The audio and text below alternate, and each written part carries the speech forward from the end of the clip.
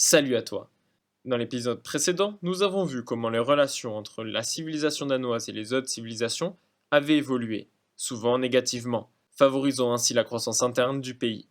De nombreuses avancées ont fait de la civilisation une réelle puissance économique, et son influence n'était plus approuvée.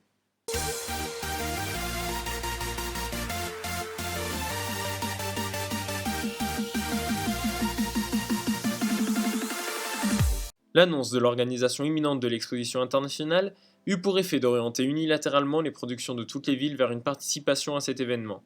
Ceci nuisait à la croissance du pays, mais permettrait sûrement de faire rayonner la puissance de notre civilisation sur toute la planète. Ribe et Copenhague furent donc en 1964 les premières villes à concentrer essentiellement leur production autour de la préparation de cette exposition, suivie par la ville d'Ulundi 2 ans plus tard. Puis toutes les villes s'y mirent. Ces années virent également l'apparition de nombreux artistes tels que Marcel Proust qui se fit connaître avec son œuvre À la recherche du temps perdu, ou encore Mésomède de Crète dont nous avons déjà parlé. Notre peuple fut d'ailleurs classé en 1972 comme le peuple le plus instruit à égalité avec le peuple siam.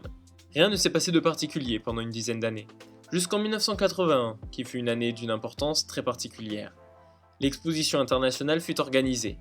Bien que nous soyons rentrés assez tard dans la course pour l'organisation, nos efforts acharnés avaient porté leurs fruits. Nous étions les plus gros contributeurs et étions, par conséquent, les organisateurs. Ceci nous a donc offert un gros boost culturel qui dura plusieurs décennies. Cette année vit également l'organisation du 6e congrès, où toutes les propositions furent acceptées, dont notre proposition de favoriser les échanges scientifiques. L'organisation de l'exposition internationale a aussi libéré la production de toutes nos villes, ce qui permit la construction du château de Himeji, construction qui fut d'ailleurs largement accélérée par la participation de Benjamin Franklin. Cette année furent démarrées la construction des 2 premières usines de notre histoire, dans la ville de Kopang et de Kuala Lumpur. Nous avons appris 1 an plus tard que la construction du château de Himeji avait amélioré grandement nos relations avec les cités-États. Ainsi cette année fut un grand tournant dans l'histoire de notre civilisation. Ceci n'était pas du goût de tous, et en 1982 nous avons été dénoncés publiquement par les Zoulous, sans raison apparente. Nous avons d'ailleurs appris cette année-là que ces mêmes Zoulous préparaient une attaque surprise, et étant leurs principaux voisins, nous devions nous préparer à être les premières cibles.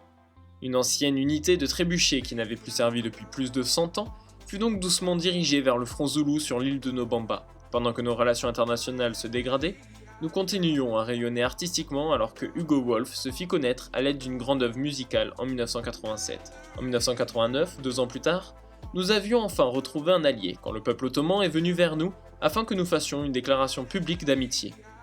Nous avons vite compris la raison de cette soudaine sympathie. L'année suivante, ils revinrent vers nous afin que nous déclarions conjointement la guerre aux Phéniciens. Cette proposition était plaisante. En effet, une telle attaque nous permettrait de récupérer la ville de Utique et donc d'étendre notre emprise sur toute l'île principale. Nous avons cependant refusé, souhaitant favoriser une bonne entente tant que nous n'étions pas prêts à nous défendre contre une potentielle attaque zoulou.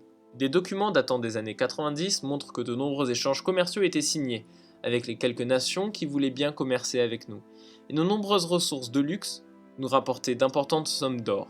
Par ailleurs, notre puissance culturelle fut reconnue par une étude de 1992 qui montrait que nous étions le second peuple possédant le plus de merveilles. Ainsi, même si nos relations internationales n'étaient pas au beau fixe, nous restions un peuple influent sur bien des domaines. Cette année de 1992 fut également un tournant dans notre histoire. En effet, un espion zoulou fut abattu alors qu'il tentait de voler une technologie à Copenhague. C'était la provocation de trop, et nous dénoncions dans la foulée les Zoulous aux yeux du monde entier. C'était la première fois depuis plus d'1 siècle que les Danois réouvraient publiquement le conflit. Mais les Zoulous étaient allés trop loin. S'ils voulaient la guerre, ils l'auraient.